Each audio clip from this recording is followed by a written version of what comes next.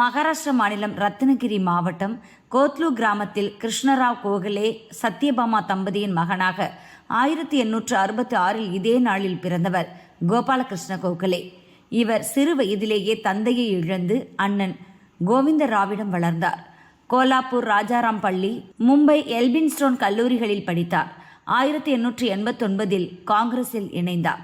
வன்முறையை தவிர்த்து பிரிட்டிஷாரிடம் இந்தியர்களின் வேலைவாய்ப்பு உரிமைகளை பெறுவதற்காக மிதவாத முறையில் போராடினார். 1905 வாரணாசி காங்கிரஸ் மாநாட்டிற்கு தலைமை ஏற்றார். காந்தி அழைத்ததால் தென்னாப்பிரிக்கா சென்று அங்கிருந்த இந்தியர்களின் நிலையை நேரில் அறிந்தார். அவர்களின் உரிமைகளுக்காக போராடும்படி காந்தியை தூண்டினார். பின் இவரது அழைப்பை ஏற்று நாடு திரும்பிய காந்தியை நாடு முழுவதும் சுற்றி வந்து இந்தியாவின் நிலையை உணரும்படி அறிவுறுத்தினார். தொடர்ந்து இந்திய சேவகர்கள் சங்கத்தை உருவாக்கி நாட்டுக்கு சேவை செய்த இவர் தன் 49வது வயதில் 1915 பிப்ரவரி 19 மறைந்தார்.